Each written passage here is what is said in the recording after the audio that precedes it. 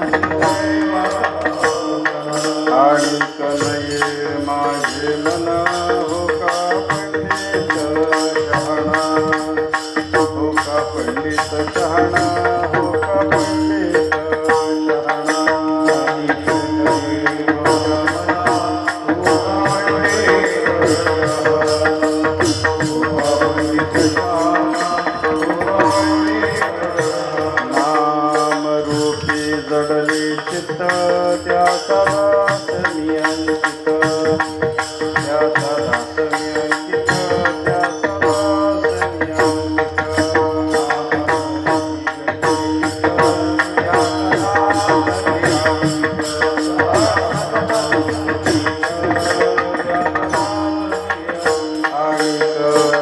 मी माझे मन का पंडित शहाणा, पंडित शहाणा, पंडित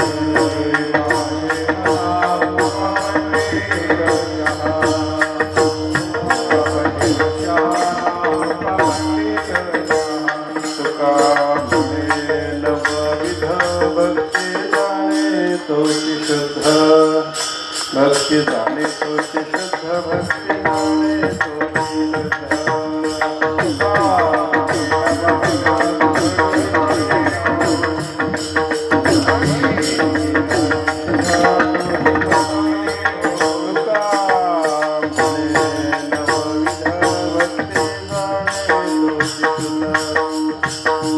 जाणे तोची शुद्ध.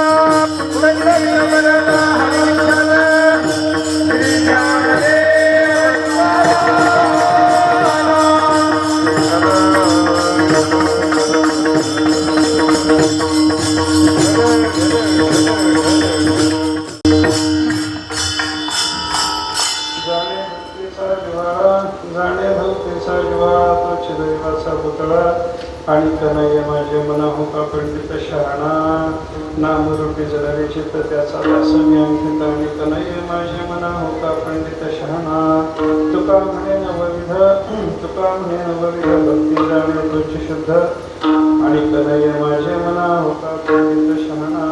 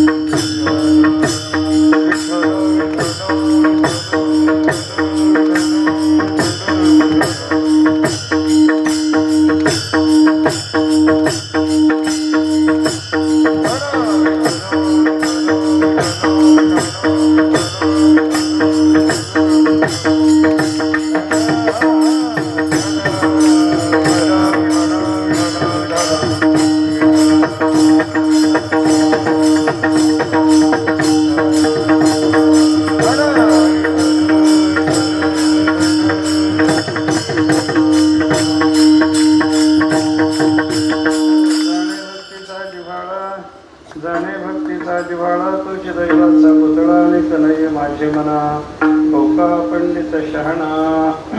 मराठीत बोलू की हिंदीत बोलू? कसं मराठीत बोलायचं की हिंदीत बोलायचं?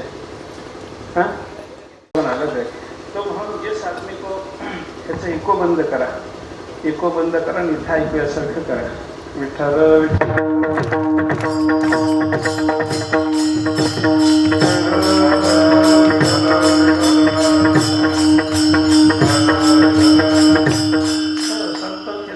भाग्यवान अलग है और हमारी नज़र से भाग्यवान अलग है. संसारी मनुष्य जिस मनुष्य को भाग्यवान बताता है संत महात्मा उसको भाग्यवान बताएंगे भरोसा नहीं है, लेकिन संत महात्मा जिसको भाग्यवान बताते हैं उसको परमात्मा भी भाग्यवान बोलता है. विठ्ठल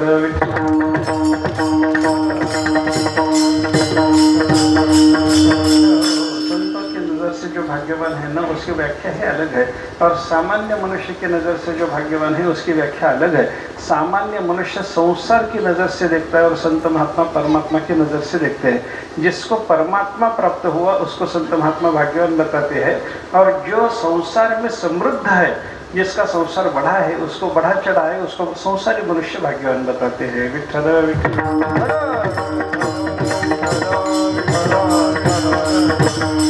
लेकिन जिस चीज को देखकर संसार में भाग्य ते वारं बंद करू त्याचं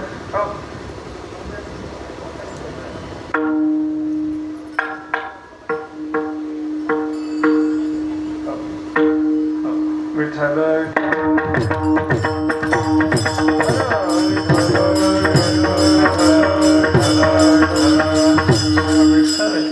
चीज को देखकर संसारी मनुष्य भाग्य बताते हैं वो सब नाशवान वस्तु है. हाँ जिस वस्तु को देखकर संसारी मनुष्य भाग्य बताता है, जिसको पैसा है उसको जिसके पास पैसा है उसको कई संसारी मनुष्य भाग्यवान बताते हैं. लेकिन पैसा जिसके पास है उसको भाग्यवान अगर हम बताएंगे तो पैसा तो टिकने वाला नहीं है. जिसके पास आज पैसा है तो कल टिकता नहीं. हाँ नाशवान वस्तु को देखकर भाग्य बताना गलत बात है, ऐसा संतों का कहना है. विठ्ठल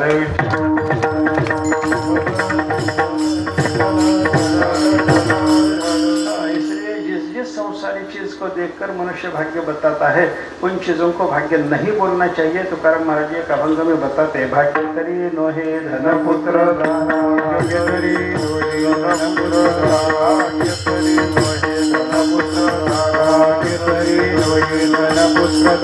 कटवास बरा संतापाई कटवास बरा संतापाई कटवास बरा संतापाई भाग्य तरी नवे धन पुत्र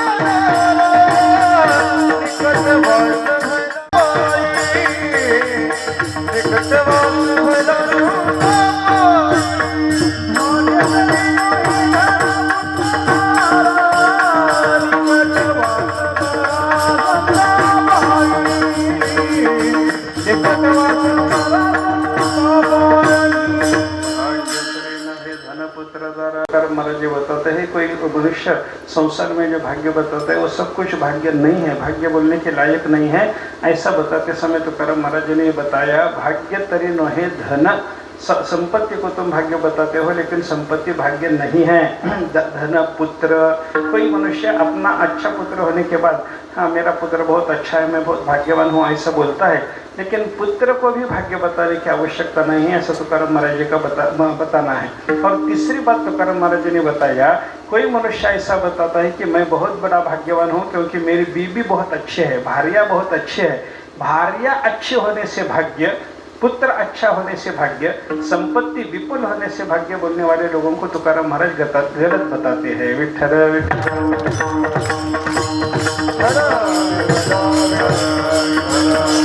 क्योंकि सब चीजें नाशवान है, इनका विनाश हो जाने वाला है, जल्द से जल्द नाश को प्राप्त होने वाली ऐसी सब चीजें हैं, ऐसा तुकाराम महाराज जी का बताना है। कितना भी धन क्यों नहीं होता, मनुष्य के पास धन कोई मनुष्य लक्षाधीश है, कोई मनुष्य कोट्याधीश है, कोई मनुष्य अब्जाधीश है, किसी को राज्य प्राप्त है, इतना बड़ा धन होने पर भी तुकाराम महाराज जी ने एक अभंग में रावण की संपत्ति बताई। रावण को लंका नगरी में रहते समय रावण के पास संपत्ति कितनी थी, उसके पास पैसे कितने थे, गहने कितने थे, सोना कितना था, चांदी कितनी थी, हीरे जवाहरात कितने थे, ये सब छोड़ दो बोलते तुकाराम महाराज जी। उसके लंका नगरी में उसके निजी कितने घर थे, उसके जातीय मकान कितने थे, इसके बारे में तुकाराम महाराज जी ने एक अभंग में बताया। लंके माझे घरे किती आईका, माझे घरे किती आईका, माझे घरे किती आईका, माझे घरे किती आईका, सांग तसे संख्या जैसे तैसे,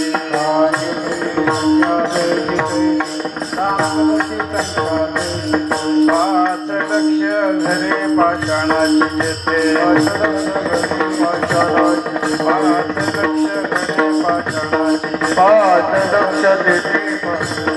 सात लक्ष तेथे वीट बंदी,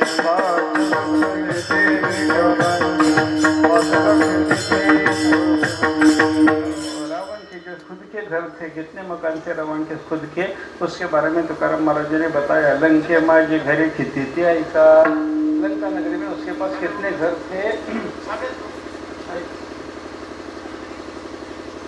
लंके माझे घरे किती ऐका, लंका में उसके मालकी के घर कितने थे महाराज जी बताते हैं। हाँ 5 लक्ष घरे पाषाणाची जे थे, 7 लक्ष थे वीटबंदी, पक्के लंका नगरी में जो घर थे ना, हाँ दगड़ों से बने हुए, पत्थरों से बने हुए घर कितने हैं, पत्थर से बने हुए घर 5 लाख है रावण के। हाँ रावण के 5 लाख घर पत्थर से बने हुए हैं, 7 लाख घर ईंटों से बने हुए हैं। कोटी घरे जेथे काशा आणि तांब्याची, तुकाराम महाराज जी ने आगे बताया कि उसके मालकी के घर जो थे उसमें 1 कोटी घर, 1 कोटी मकान कैसे थे, कांसे से बने हुए, तांबे से बने हुए 1 कोटी घर है, और सोने से बने हुए घर उसके रावण के खुद के घर 7 कोटी घर सोने से बने हुए हैं। विठ्ठल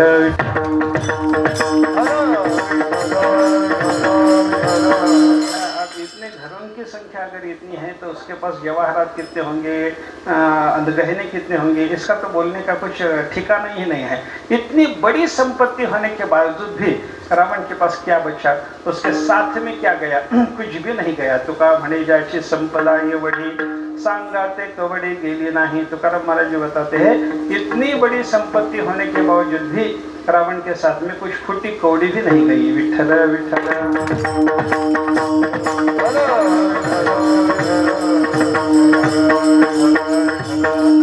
अलेक्जेंडर बादशाह था, देखो हाँ उसके पास बहुत बड़ी संपत्ति, पूरी दुनिया जीतते जीतते जीतते वो भारत में आया।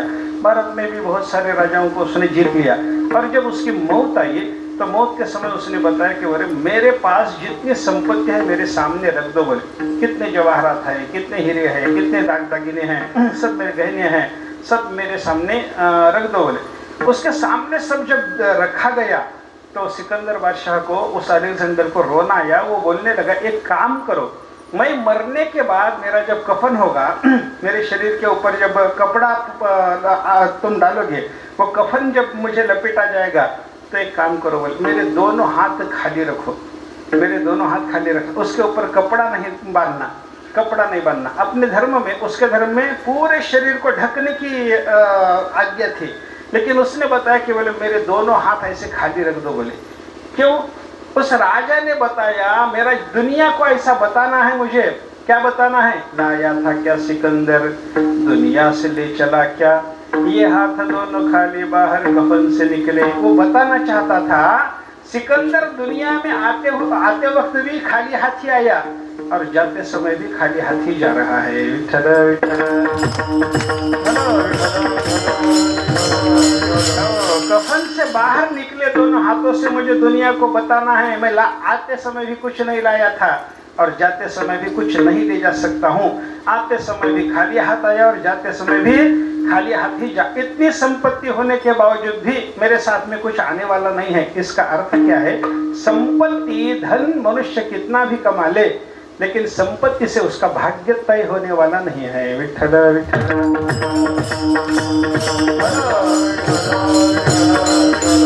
कोई मनुष्य बताता है संपत्ति से भाग्य तय नहीं होगा, लेकिन संतति से भाग्य तय होता है। मुझे अच्छा पुत्र है इसलिए मैं भाग्यवान हूँ। मुझे भाग्यवान बताने की आवश्यकता इसलिए है कि मेरा पुत्र अच्छा है, मुझे अच्छा पुत्र पैदा हुआ। सत्संतति होने के कारण, अच्छी संतान मेरे घर में होने के कारण मैं भाग्यवान हूँ, ऐसा कोई आदमी बता सकता है। लेकिन तुकाराम महाराज जी बताते हैं वो संतति भी नष्ट होने वाली होने के कारण संतति को देखकर भी भाग्य बताने की आवश्यकता नहीं है। संतति से भी भाग्य तय नहीं होता, भार्या से भी भाग्य तय नहीं होता, संपत्ति से भी भाग्य तय नहीं होता। इसका कारण क्या है? जो जो चीज देखकर तुम भाग्य तय कर रहे हो, संसार में सारे के सारी वस्तुएं नष्ट होने वाली ही है। विठ्ठल विठ्ठल।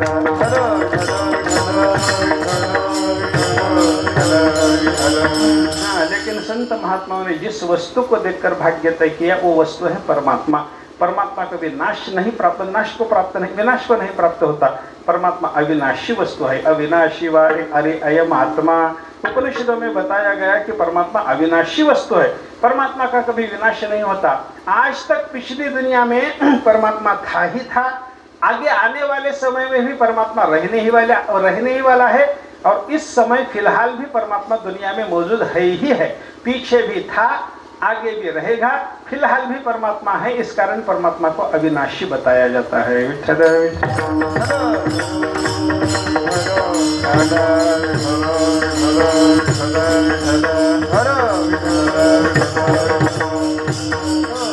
पूरी दुनिया विनाश को प्राप्त होने वाली और परमात्मा अविनाशी होने के कारण हमारा संसारी लोगों का जो भाग्य तय करने का इरादा है ना, वो संसारी वस्तु को देखकर है। विनाशी वस्तु को, नाश को प्राप्त होने वाली वस्तु को देखकर हम भाग्य तय करते हैं, इसलिए हमारा भाग्य बताना गलत है। और संत महात्माओं ने परमात्मा प्राप्त होने पर भाग्य बताया, अविनाशी वस्तु को भाग्य तय किया, अविनाशी वस्तु को देखकर भाग्य तय किया। इसलिए संतों का जो भाग्य बताना है वो सच्ची बात है, ऐसा संतों का कहना है।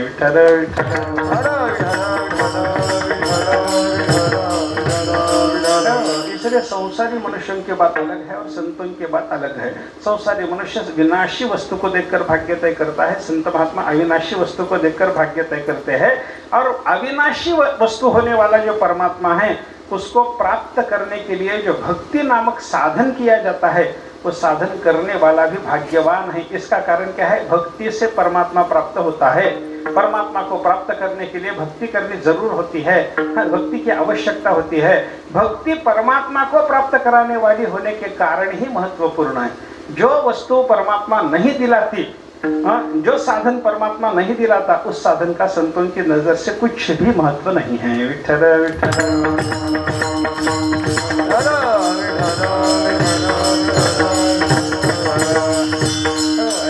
संसारी मनुष्य की नजर से भाग्य अलग है और संतों के नजर से भाग्य अलग है।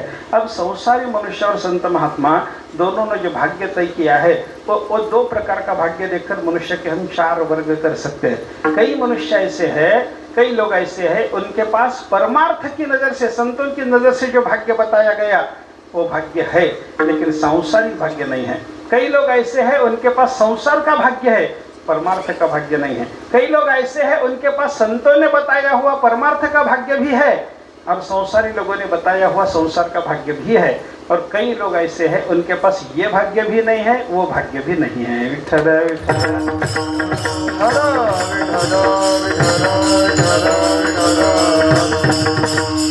जिनको परमात्मा प्राप्त है ऐसे संतों का अगर हम चरित्र देखेंगे ना, संतों को परमात्मा प्राप्त होने के कारण परमार्थ की नज़र से, संतों की नज़र से जो भाग्य बताया गया वो तो भाग्य उन्हें प्राप्त है।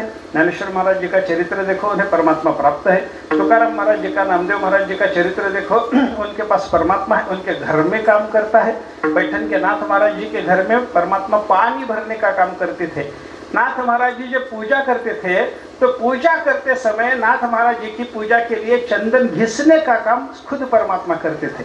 परमात्मा ने चंदन घिसना, परमात्मा ने चंदन अपने वस्त्र में लपेटकर उसको, उसका गीलापन सुखा करके उसकी गोली बनाना, गोली बना के नाथ महाराज जी के हाथ में देना और नाथ महाराज जी ने उसके ही मस्तक पर तिलक कर देना। ऐसा नाथ महाराज जी का भाग्य है। यानी परमात्मा उनके घर में काम करता है, परमात्मा उनकी सेवा में तत्पर होता है, परमात्मा हर हमेशा उनके पास मौजूद होता है। ऐसा संतों का भाग्य है। लेकिन उन संतों के पास संसार की दृष्टि से जो भाग्य है वो कुछ भी नहीं है। विठ्ठल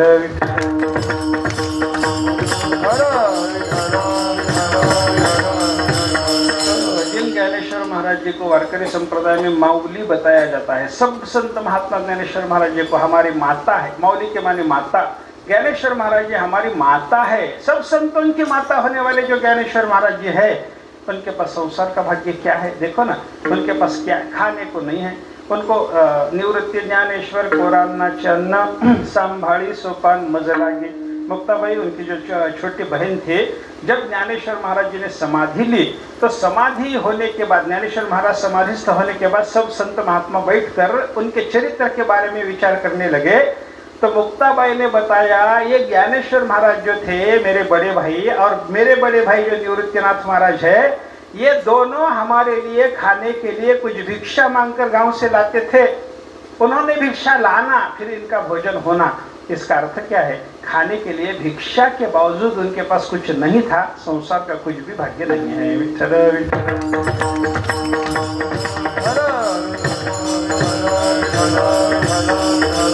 नामदेव महाराज जी का परमार्थ की दृष्टि से भाग्य अगर देखेंगे तो नामदेव महाराज जब कीर्तन करते हैं तो उनके कीर्तन में परमात्मा नृत्य करते हैं। नामदेव कीर्तन करी पुढे देवनाचे नामदेव कीर्तन करी पुढे देवनाचे नामदेव कीर्तन करी पुढे देवनाचे नामदेव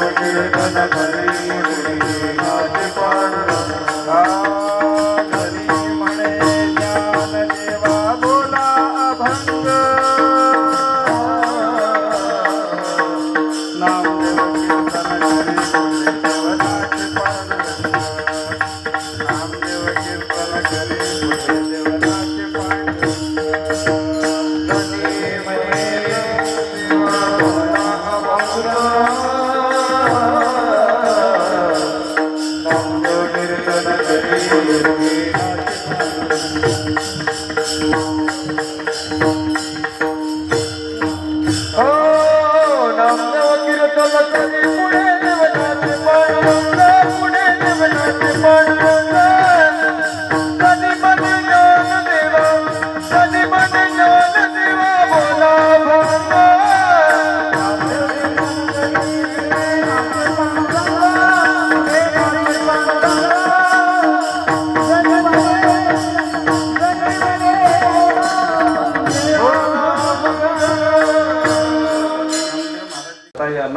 कीर्तन करिए। नामदेव महाराज कीर्तन करते थे तो उनके कीर्तन का भाग्य सौभाग्य कैसा है? पुढे देव नाचे पांडुरंग।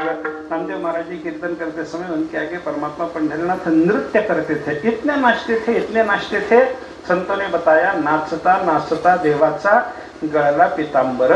परमात्मा नृत्य करते समय उनके शरीर का जो पीतांबर है वो छूट भी गया तो परमात्मा को पता नहीं चलता था। इतने परमात्मा मस्त होकर नामदेव महाराज जी के कीर्तन में नृत्य करते थे। ये नामदेव महाराज जी का सौभाग्य है। परमात्मा ने नृत्य करना, ऐसा सौभाग्य नामदेव महाराज जी को परमार्थ की दृष्टि से प्राप्त है। लेकिन कीर्तन करते समय नामदेव महाराज जी को पहनने के लिए धोती भी नहीं मिलती थी। विठ्ठल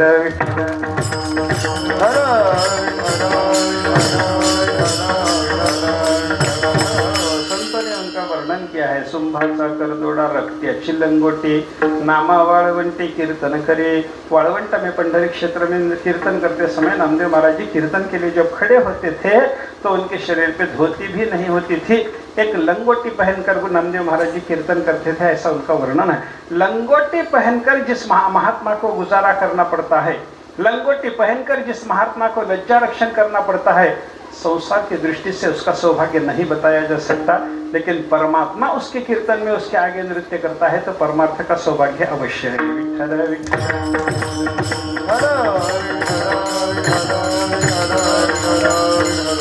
ज्ञानेश्वर महाराज जी को परमार्थ दृष्टि से सौभाग्य है, नामदेव महाराज जी को परमार्थ दृष्टि से सौभाग्य है।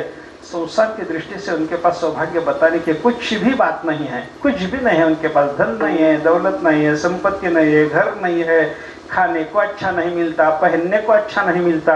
ऐसे उन संतों की अवस्था थी।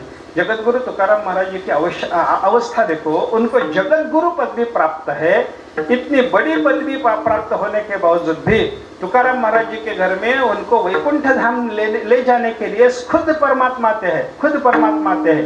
लेकिन परमात्मा जब तुकाराम महाराज जी के घर पधारे और परमात्मा ने भोजन की जब इच्छा की तो तुकाराम महाराज जी के पास परमात्मा को खिलाने के लिए भी कुछ भी नहीं था। विठ्ठल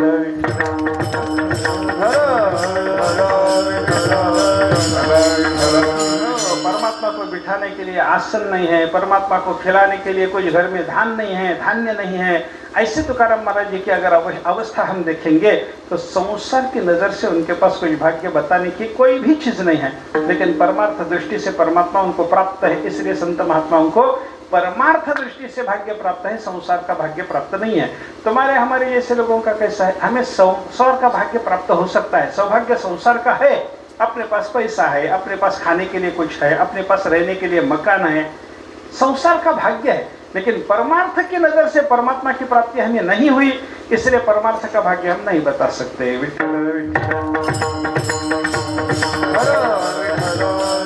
कई महात्मा ऐसे हैं उनके पास संसार दृष्टि से और परमार्थ दृष्टि से दोनों भाग्य है। नाथ महाराज जी का, पैठन के नाथ महाराज जी का अगर चरित्र देखेंगे तो परमात्मा उनके घर में काम करता है, इसलिए परमार्थ दृष्टि से वो सौभाग्यपूर्ण है। और संसार की नजर से अगर देखेंगे तो नाथ महाराज जी जागीरदार होने के कारण उनके पास संपत्ति भी बहुत बड़ी है। उनके घर में हर रोज 400 लोगों को पूरण पोली का भोजन मिलता था। इतनी बड़ी संपत्ति नाथ महाराज जी के घर में थी, इसलिए नाथ महाराज जी संसार दृष्टि से भी भाग्यवान है।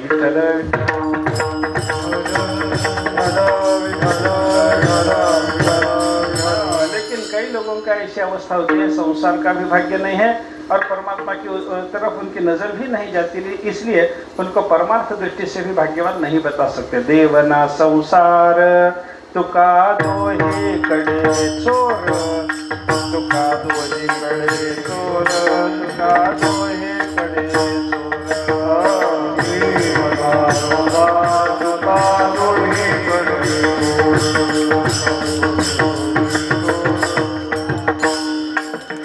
देवना संसार तुका दोहे कड़े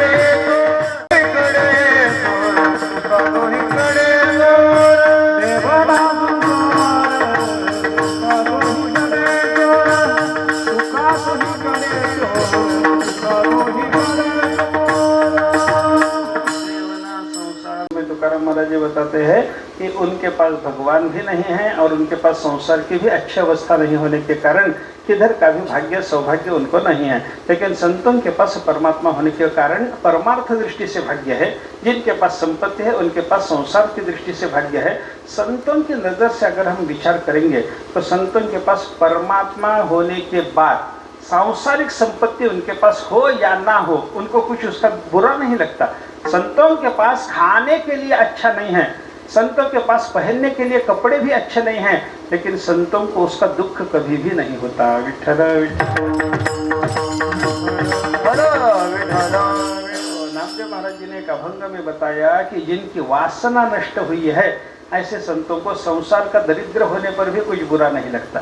तुटला वासनेचा वेल, तुटला वासनेचा वेल, याच्या दिव्याला मिळेना तेल, त्याच्या दिव्याला मिळेना तेल, याच्या देव पूजेला बेल, त्याच्या देव पूजेला बेल, आहे आहे नाही नाही,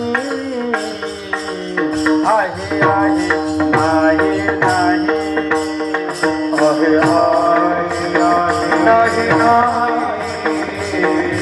आहे आहे नाही, तुटला वासनेचा वेल, तुटला वासनेचा वेल, याच्या दिव्याला मिळेना तेल, त्याच्या दिव्याला मिळेना तेल, याच्या देव पूजेला बेल, आहे आहे नाही नाही, त्याच्या देव पूजेला बेल, आहे नाही नाही.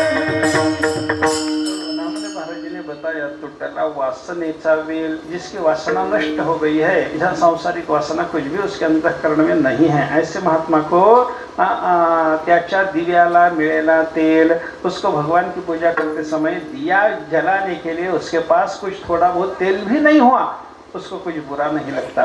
त्याच्या देव पूजेला बेल, परमात्मा को समर्पण करने के लिए कुछ बेलों के पत्ते भी वो अगर उसको ना मिले तो उसको उसका कुछ भी नहीं लगता। आहे नहीं नहीं, महाराज जी बताते हैं वो कुछ प्राप्त हुआ तो वो समर्पण करके पूजा करता है, प्राप्त नहीं हुआ तो मानसिक पूजा करके परमात्मा को रिझाता है। विठ्ठल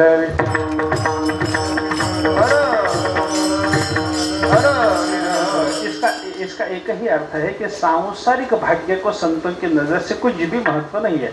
नाशवान चीजों को देखकर भाग्य तय करना गलत बात है, अविनाशी परमात्मा को देखकर भाग्य तय करना सच्ची बात है। और परमात्मा जिन्हें प्राप्त हुआ और परमात्मा को प्राप्त करने के लिए जो जो साधन है वो साधन जिसको प्राप्त हुए उसको संत महात्मा भाग्य बताते हैं। परमात्मा प्राप्त करने के लिए मनुष्य देह की आवश्यकता होती है, किसी भी देह में परमात्मा के प्राप्ति की साधना नहीं हो सकती। मनुष्य देह को आने पर ही अपना ये जो शरीर है, इस शरीर को प्राप्त होने पर ही परमात्मा को प्राप्त करने की साधना की जा सकती है।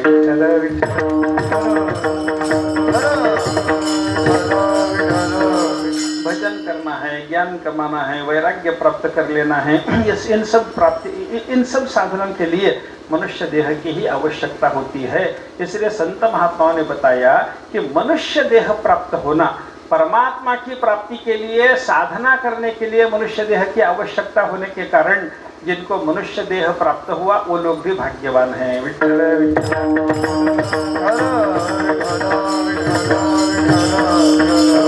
भाग्याले ते मनुष्य देहा तो हा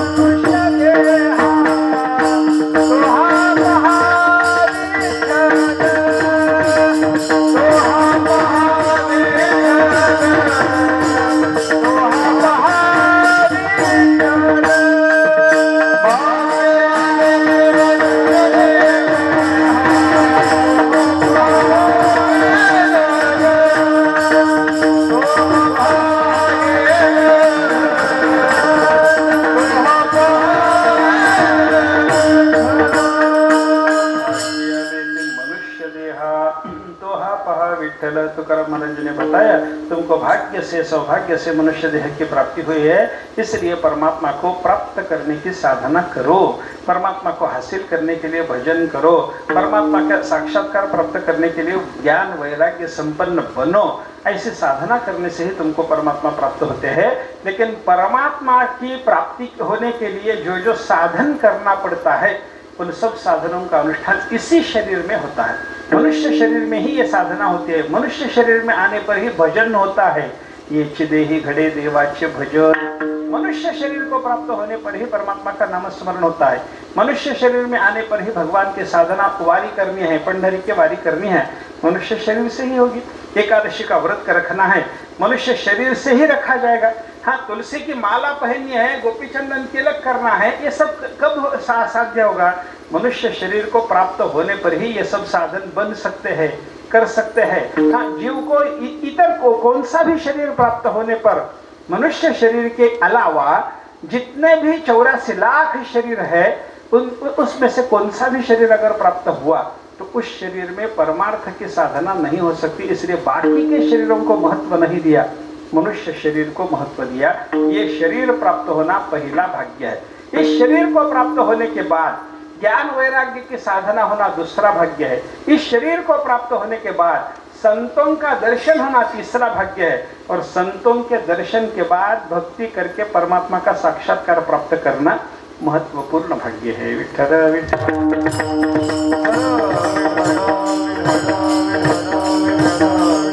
ऐसे जो मनुष्य शरीर को प्राप्त होने के बाद जो जीव परमात्मा की साधना करते समय दिल से परमात्मा की भक्ति करता है, उसको तुकाराम महाराज जी इस भाग्य में भाग्यवान बताते हैं।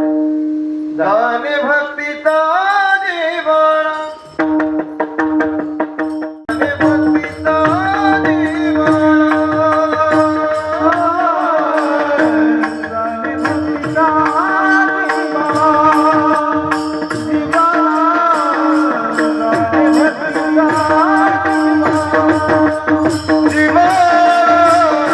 दाने भक्ति ताने वाला, दीवाना, दाने भक्ति ताने वाला, दीवाना।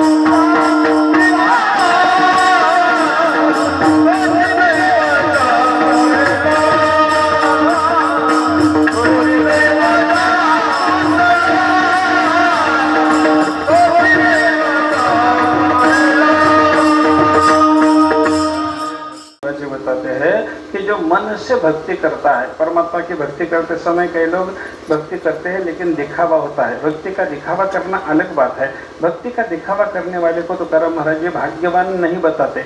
जो दिल से भक्ति करता है, मन से भक्ति करता है, और मन से भक्ति करने से और दिखावा भक्ति का करने से अंतर ऐसा है, भक्ति का दिखावा करने से दुनिया भूलती है लेकिन परमात्मा प्रसन्न नहीं होते, और दिल से भक्ति करने पर दुनिया नहीं भूलेगी लेकिन परमात्मा प्रसन्न होते हैं। विठ्ठल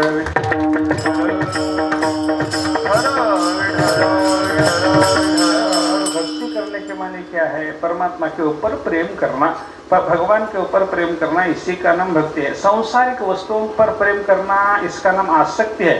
अगर हमारे दिल में संपत्ति का प्रेम है, भार्या का प्रेम है, पुत्र का प्रेम है, तो ऐसे प्रेम को शास्त्रकार बताते हैं उसको आसक्ति है, संसार की आसक्ति बताते हैं। धन की आसक्ति, धन का प्रेम माने धन की आसक्ति है।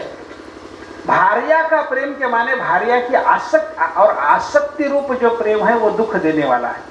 और परमात्मा के बारे में जो प्रेम किया जाता है उसको भक्ति कहा जाता है, वो भक्ति है। हाँ, संसार हम जैसा प्रेम धन के ऊपर करते हैं, हम जैसा प्रेम भार्या पुत्रों के ऊपर करते हैं, वैसा ही प्रेम परमात्मा के ऊपर करना, इसका नाम भक्ति है। विठ्ठल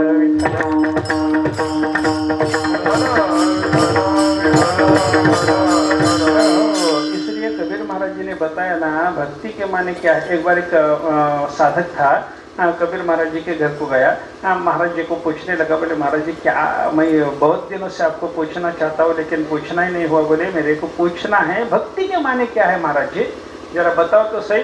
कबीर महाराज उस समय अपने खेत में काम कर रहे थे। उन्होंने कुछ एक जगह मिर्ची लगाई थी और मिर्ची का रोप उखाड़ उखाड़ कर दूसरी जगह पर ले जाकर लगा रहे थे। हाँ, एक एक मिर्ची का रोप उखाड़ के लाइन से लगा रहे थे। ऐसा उनका काम चल रहा था। इतने में जाकर उसने पूछा, महाराज जी मुझे बताओ ना, भक्ति के माने क्या है? भक्ति करना तुम हमेशा बोलते हो, राम जी की भक्ति करो, क्या है भक्ति के माने क्या है? कबीर महाराज जी ने उसको बताया। बोले इधर से उखाड़ना उधर लगाना, इसी का नाम भक्ति है। बोले अरे इधर से उखाड़ना और उधर लगाना, यानी मिर्ची का एक पौधा इधर से उखाड़ा और उधर लगा दिया, इसी का नाम भक्ति है। कबीर महाराज जी ने बताया वैसा नहीं, मैं यहाँ पर मिर्ची का पौधा इधर से उखाड़कर उधर लगा रहा हूँ, ये काम चल रहा है, ऐसा ही भक्ति का करना होता है। इसलिए तुझे बताया कि इधर से उखाड़ना उधर लगाना, लेकिन मिर्ची का पौधा इधर से उखाड़कर उधर लगाने का नाम भक्ति नहीं है। संसार में जो तेरा प्रेम है वो संसार का प्रेम उखाड़ो और परमात्मा के चरणों में लगा दो, इसी का नाम भक्ति है। बोले विठ्ठल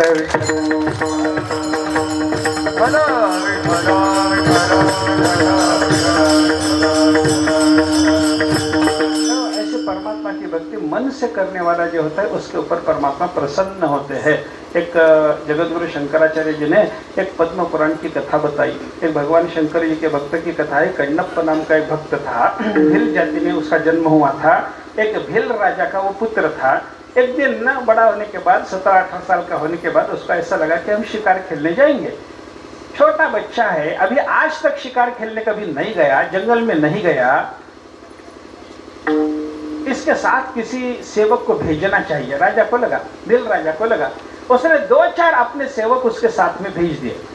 वो जंगल में गया, शिकार खेलते खेलते एक सुअर के पीछे पड़ गया।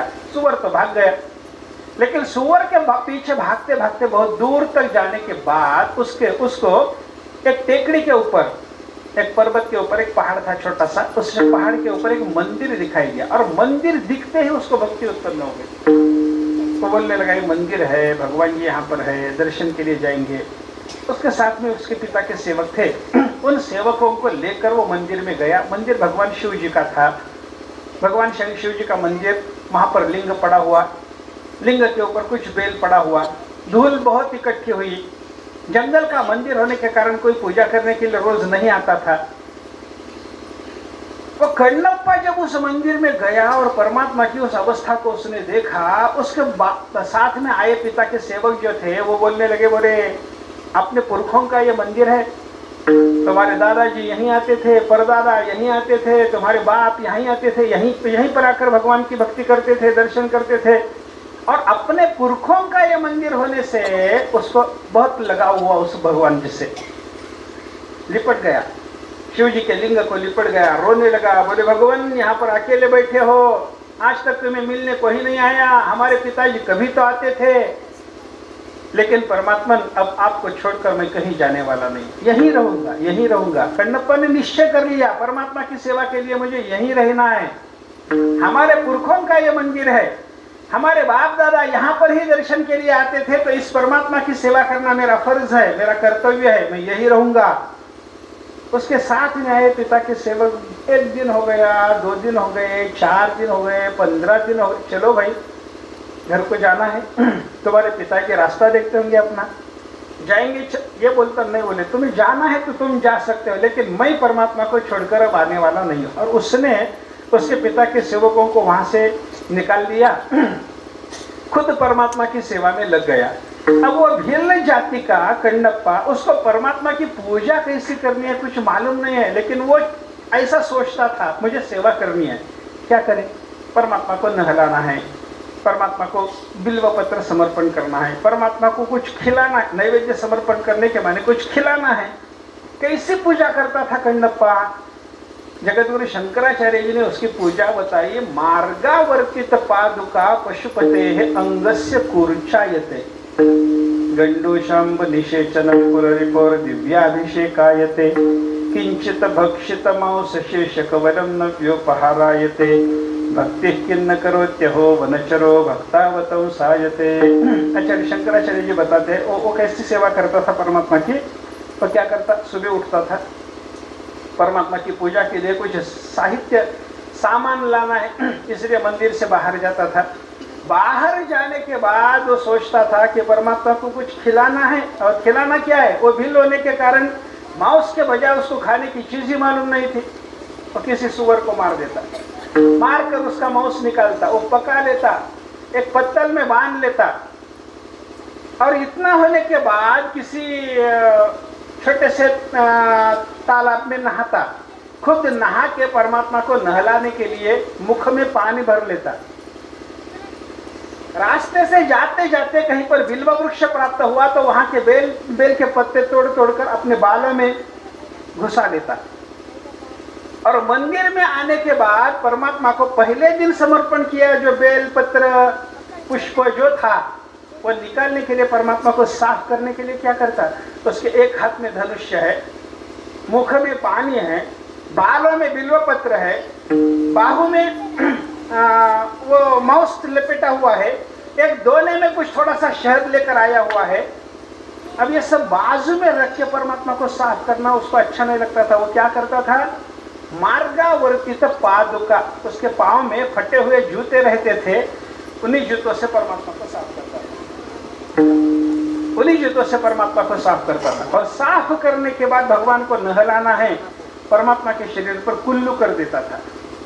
गंडो शाम्पु निषेचकम, लेकिन परमात्मा के शरीर के ऊपर कुल्लू करने के बाद परमात्मा को लगता था कोई भक्त मुझे दिव्य अभिषेक कर रहा है, चारों समुद्रों का पानी लाया है, सप्त तीर्थों का, सप्त गंगाओं का जल लाया है, मुझे अभिषेक चल रहा है। इतना आनंद परमात्मा को है।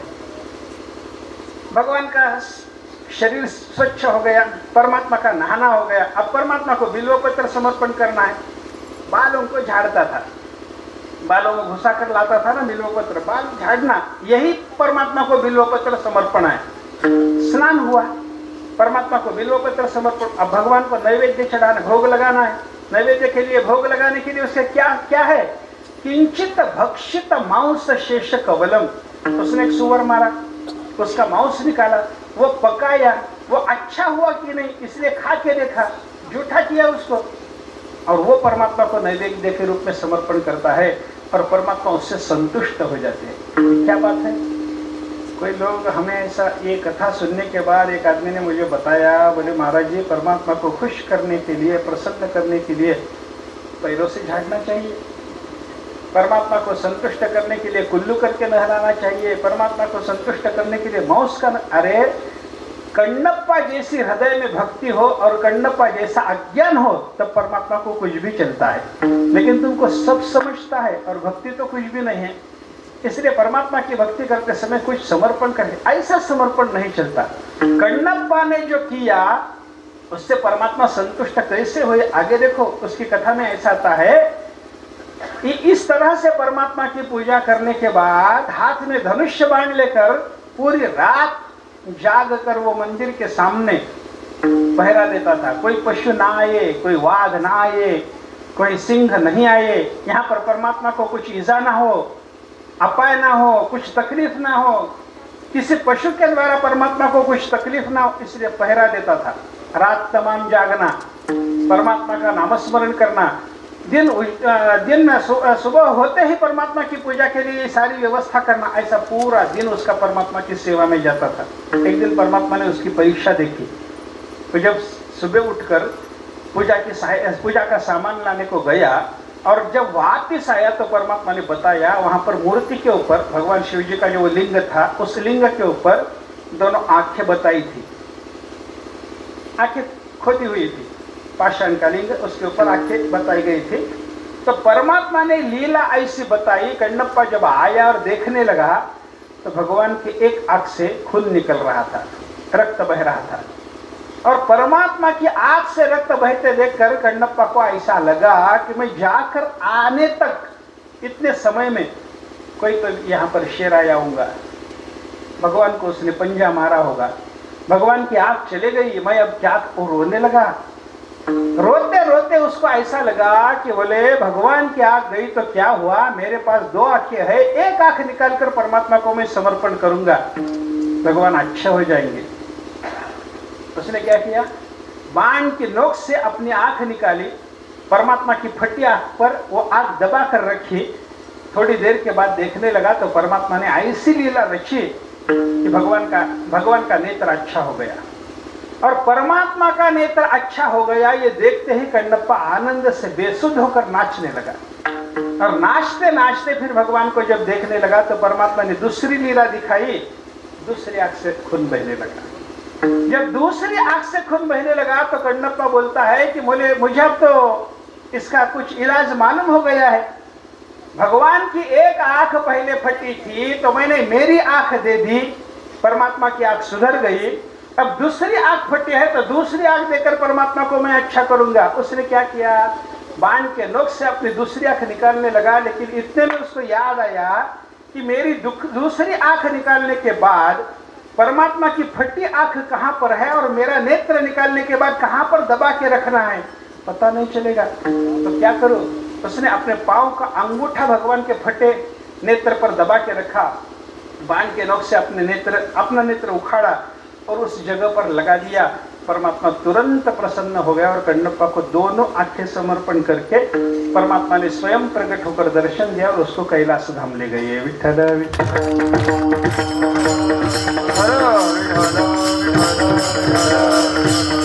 ये क्या है, अपने शरीर को जैसे कुछ अपाय होता है, अपने शरीर के लिए कुछ आग जाना वगैरह होता है, वैसा ही परमात्मा के बारे में होता होगा। और परमात्मा के लिए इलाज की आवश्यकता है, परमात्मा को कुछ तो भी करना पड़ता है, परमात्मा की सेवा के लिए यहाँ पर रहना पड़ता है। ऐसी जो कण्णप्पा के अंतःकरण में भावना है ना, इसी का नाम भक्ति है। परमात्मा के ऊपर ऐसा निरपेक्ष प्रेम करना, इसी का नाम भक्ति है। और ऐसे मन से भक्ति करने वाला जो मनुष्य है, तुकाराम महाराज जी बताते हैं, उसका बहुत बड़ा सौभाग्य है। तोच दैवाचा पुतळा, दैव के माने भाग्य, सौभाग्य, और पुतला वो सौभाग्य का पुतला है। जैसे मिट्टी का पुतला होता है, सोने का पुतला होता है, वैसे सौभाग्य का अगर हमें पुतला देखना है तो जिसके मन में भक्ति है, वो जो दिल से भक्ति करता है, उस आदमी को देखो, वो सौभाग्य का पुतला है, ऐसा तुकाराम महाराज जी का बताना है। और जो भक्ति करता है उसको सौभाग्य पूर्ण बताने के बाद दूसरा भक्ति ना करने वाला, भले पंडित हो, भले चतुर हो, मुझे वो अच्छा नहीं लगता। महाराज दूसरे चरण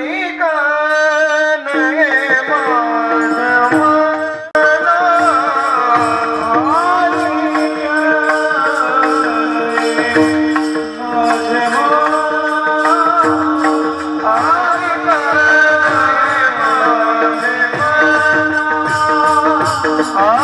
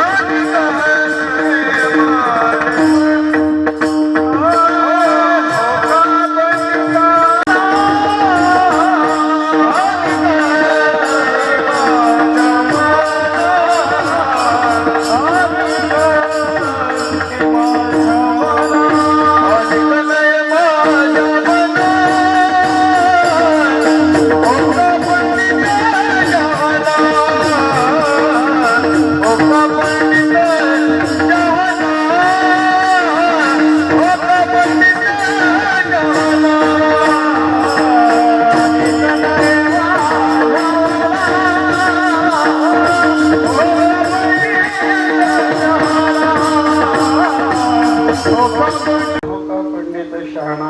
तुकाराम महाराज जी बताते हैं कि जो मन से भक्ति करता है वो मुझे अच्छा लगता है, वो सौभाग्य का पुतला होने के कारण मुझे अच्छा लगता है। और दूसरा, भक्ति ना करने वाला जो मनुष्य है वो अगर पंडित भी हो, अगर चतुर भी हो, तो मुझे वो अच्छा नहीं लगता, ऐसा महाराज जी का कहना है। जो पंडित है, जो चतुर है लेकिन भक्ति नहीं करता, ऐसा मनुष्य अच्छा नहीं लगता, ऐसा महाराज जी का कहना है। तो पंडित किसको बताते हैं और चतुर किसको बताते हैं, थोड़ा विचार करना है। एक बार प्रेम से भजन करो, बाद में हम विचार करेंगे। विठोबार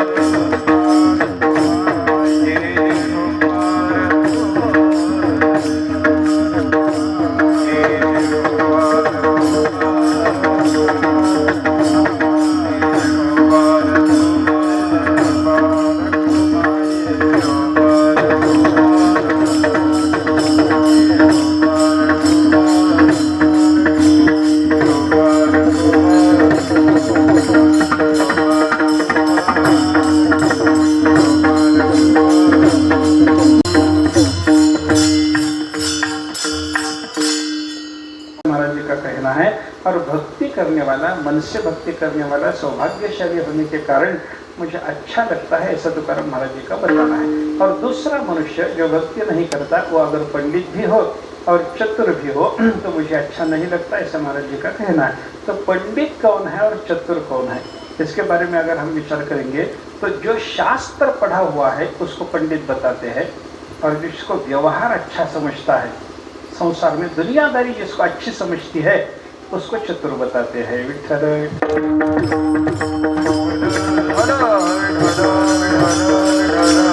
कई लोग ऐसे होते हैं, वो शास्त्र पढ़े हुए होते हैं, पंडित तो होते हैं, लेकिन कुछ दुनियादारी समझते नहीं, इसलिए उनको चतुर नहीं बताया जा सकता।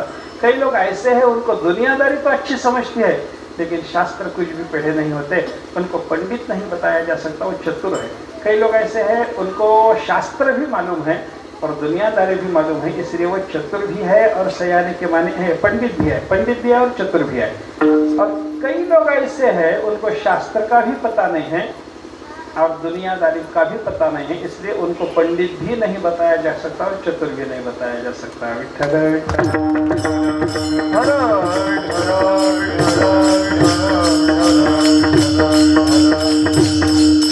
शास्त्र समझ में आता है लेकिन दुनियादारी समझते नहीं, ऐसे लोग पंडित है।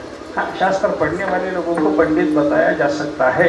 कई लोग ऐसे शास्त्र पढ़े हुए होते हैं लेकिन कुछ समझता नहीं, व्यवहार कुछ मालूम नहीं। एक ऐसा एक किसान था, बहुत बड़ी खेती थी उसके घर में, तो उसने विचार किया कि मुझे एक ही पुत्र है, तो इस पुत्र को अच्छे एग्रीकल्चर कॉलेज में अगर पढ़ाएंगे तो अच्छा खेती करेगा, इसलिए उसको एग्रीकल्चर कॉलेज में भेज दिया। वहाँ पर वो पढ़ने लगा। पढ़ने के बाद 1-2 साल होने के बाद अपने घर को आया। घर को आने के बाद पिताजी ने उसको बताया, चल खेत पे चल, तो कुछ पढ़ रहा है ना वहाँ पर, तेरे ज्ञान का कुछ हमें बता, यहाँ पर साक्षात्कार करा दे। वो जब खेत में गया तो खेत में जाने के बाद एक जगह पर ऐसे कुछ टमाटे लगाए हुए थे, टमाटे लगाए हुए थे, तो देखकर उसका भी फल नहीं लगा था, उसको समझ में नहीं आया ये टमाटर है, टमाटर का एक झाड़ है, ये समझ में नहीं आया। वो बोलने लगा, बोले पिताजी अगर मैं जैसा पढ़ा हूँ उस पद्धति से यहाँ पर तुम खेती करोगे तो इसी पौधे को ऐसे ऐसे बड़े बैंगन लगते हैं। बोले क्या लगते हैं? बैंगन। कैसे? ऐसे ऐसे बड़े बैंगन लगते हैं। किस पेड़ को, किस पौधे को? टमाटर के पौधे को। बाप ने बताया, पूछा उसको, बार बार बाप पूछ रहे, इस पौधे को, इसी पौधे को ऐसे ऐसे बैंगन लगेंगे। वो बोलने लगा, हाँ हाँ पिताजी, इसी पौधे को मेरी पद्धति से तुम खेती करोगे तो इसी पौधे को ऐसे टमाटर ऐसे ऐसे बैंगन लगते हैं। बाप ने उसके तमाचा लगा दिया, बोले अरे ये टमाटर का झाड़ है, तो बोलता है इसको बैंगन लगे, कैसे लगेगा रे, ये क्या है? उसने शास्त्र तो पढ़ा था लेकिन दुनियादारी का कुछ पता नहीं, इसलिए उसको पंडित तो बता सकते हैं लेकिन वो चतुर नहीं हो सकता।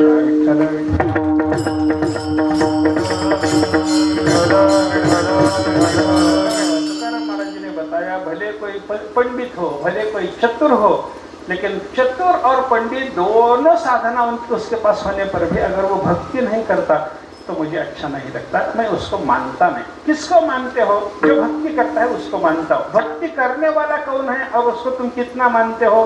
महाराज जी तीसरे चरण। नाम रूपी जड़ने चिता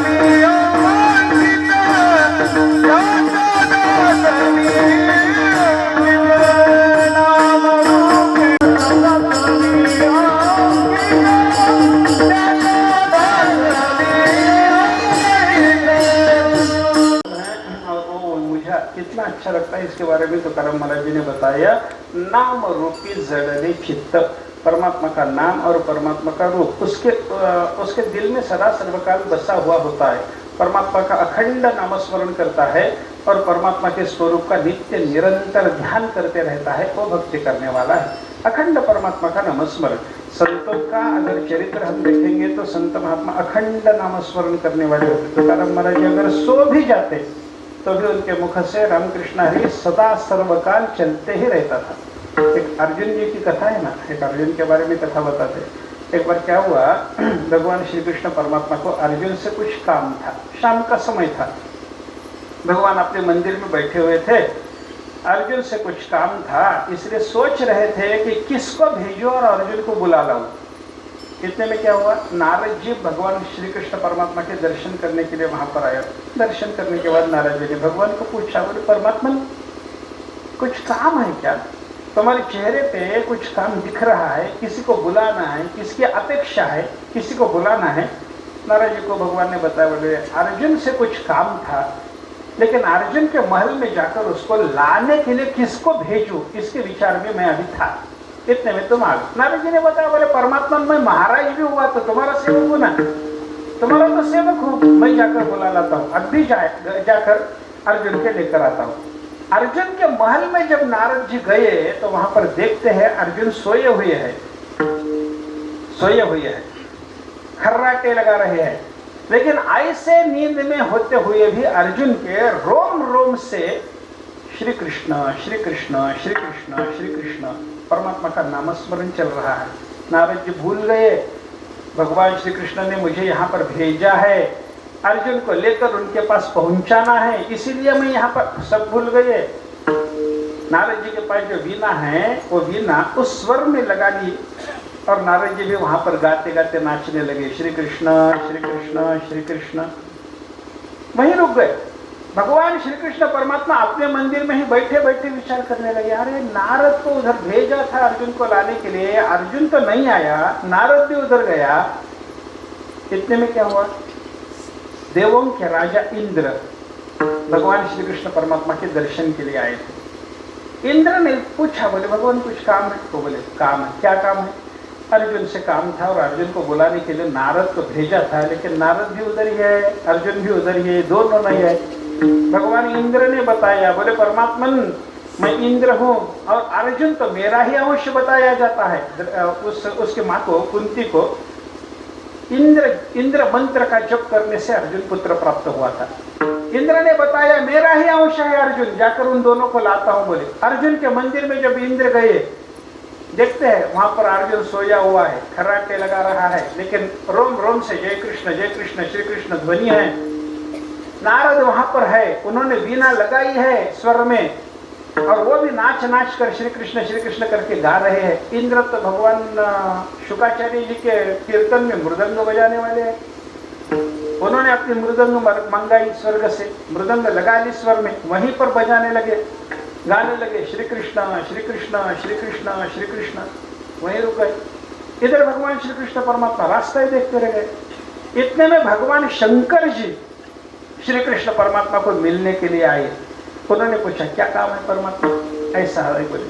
अर्जुन को बुला लाना था, नारद गया उधर ही है, इंद्र गए उधर ही है।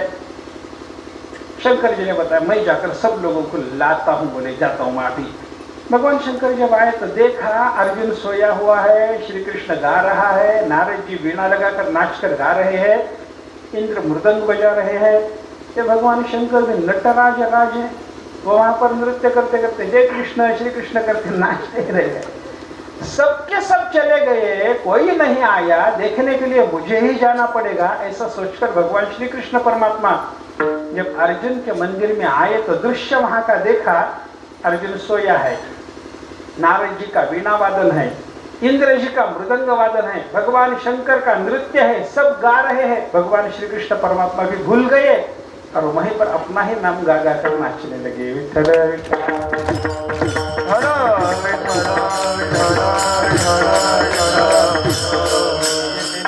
देखो वहां पर वीणा वादन चल रहा है, वहां पर मृदंग वादन है, वहां पर सब लोग गा रहे हैं, नाच रहे हैं, सब लोग जय कृष्ण श्री कृष्ण बोल रहे हैं। लेकिन अर्जुन सोया सो सोया ही है। देखो सोकर भी उसके रोम रोम से जय कृष्ण की ध्वनि चल रही है। इसका अर्थ क्या है?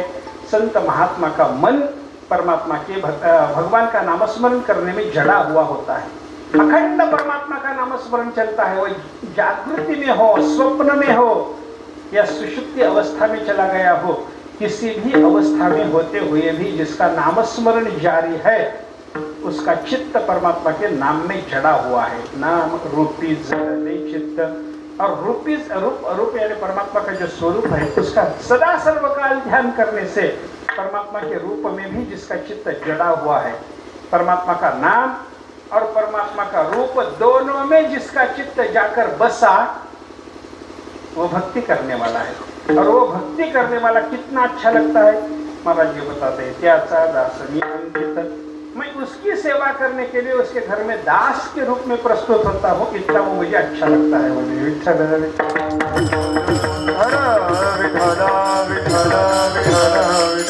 लोगों ने बताया कि बोले महाराज जी तुम उसकी सेवा जरूर करो, उसके दास जरूर बनो, लेकिन जिसकी सेवा कर रहे हो, जिसके दास बनने जा रहे हो, वो शुद्ध है कि नहीं, इसका विचार करो।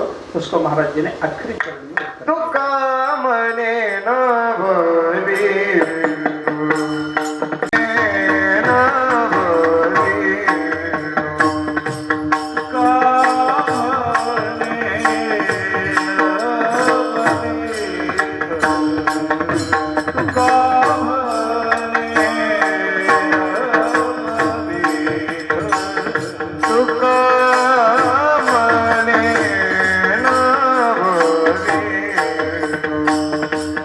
Look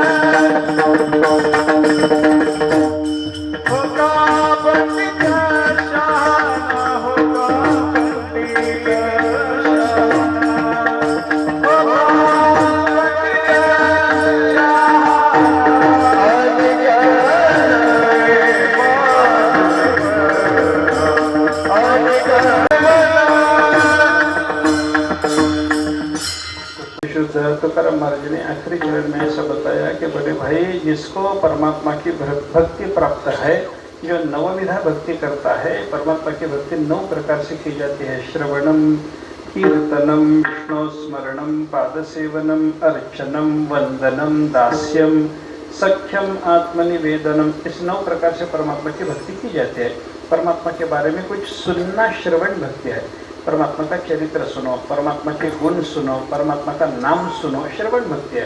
परमात्मा का चरित्र गाओ, परमात्मा का नाम गाओ, ये कीर्तन भक्ति है। श्रवणम, कीर्तनम, विष्णु स्मरणम, हृदय में परमात्मा का, मन में परमात्मा का ध्यान करो, ये परमात्मा की स्मरण भक्ति है। विष्णु स्मरणम, पाद सेवनम, परमात्मा के चरण का संवाहन करो, पांव दबाओ, चरण सेवन भक्ति है। पाद सेवन, अर्चनम, परमात्मा की पूजा करो, षोडशोपचार पूजा करो, पंचोपचार पूजा करो, ये अर्चन भक्ति है। वंदनम, परमात्मा को प्रणाम करो, वंदन भक्ति है।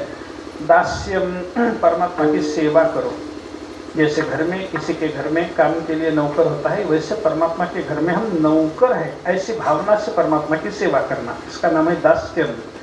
सख्यम, परमात्मा मेरा मित्र है, ऐसी भावना करके परमात्मा से दोस्ती का नाता जमाना, इसका नाम है सख्य। जैसे गोपाल परमात्मा के भक्त थे ना, वैसे। आत्मनिवेदनम, यानी अपने पास जो कुछ है सब परमात्मा के चरणों में न्यौछावर कर देना, सब समर्पण कर देना, इसका नाम है आत्मनिवेदनम। ऐसे 9 प्रकार से परमात्मा की भक्ति की जाती है। तुकाराम महाराज जी बताते हैं, इसमें कोई भी भक्ति का प्रकार जिसने अपने जीवन में लाया तो शुद्ध, वही महात्मा शुद्ध है। और वो महात्मा शुद्ध होने के कारण उसकी मैं सेवा कर सकता हूँ, इतना उसकी सेवा करने जितना वो मुझे अच्छा लगता है। बाकी कोई भी हो, भक्ति ना करने वाला, भले पंडित शास्त्र जानने वाला हो, भले चतुर हो, व्यवहार जानने वाला हो, मुझे अच्छा नहीं लगता। इसलिए तुकाराम महाराज जी जैसे महात्मा के मन को आने के लिए, हम उनके मन को आने के लिए भक्ति करना चाहिए। संसार में हम शास्त्र ज्ञान संपन्न हुए तो भी संतों को अच्छे नहीं लगते, हम चतुर बने तो भी संतों को अच्छे नहीं लगते। हम भक्ति करेंगे, दिल से परमात्मा के ऊपर प्रेम करेंगे तो संतों को अच्छे लगते हैं। और दुनिया को अच्छा लगने के बजाय संतों को अच्छा लगने में हमारा कल्याण है। इसलिए परमात्मा की भक्ति करो, चातुर्य संपादन करना, पांडित्य संपादन करना, इसके बजाय परमात्मा के ऊपर दिल से प्रेम करना महत्वपूर्ण बात है। इसने इतना ही इस अभंग के द्वारा तुकाराम महाराज जी बताते हैं। वो ध्यान में रखकर परमात्मा की भक्ति करके सब लोगों को, हम सब लोगों को परमात्मा के चरणों में अपना मन समर्पण करके अपना कल्याण कर लेना है। ज्ञानेश्वर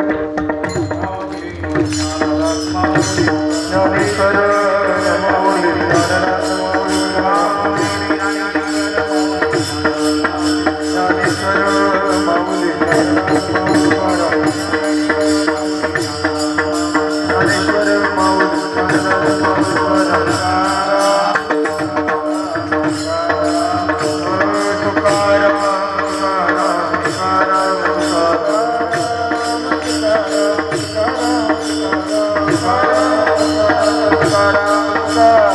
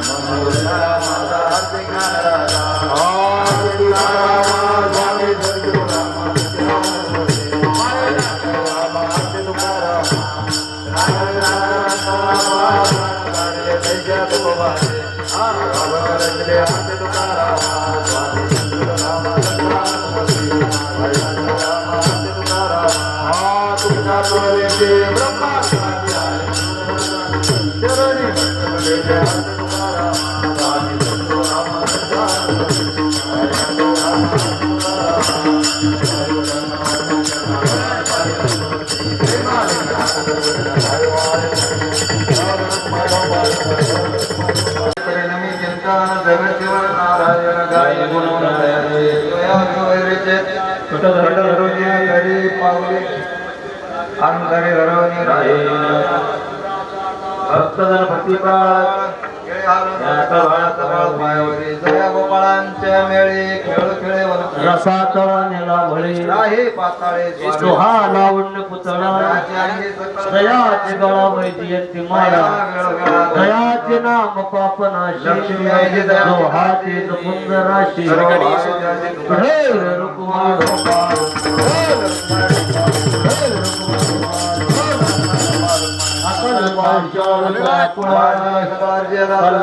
कल्पनेची बाधा लोकोणी अंकारात वरण लागू नाम म्हणे ते असावे कल्याण मागणी ती तुझ्या प्रती आहे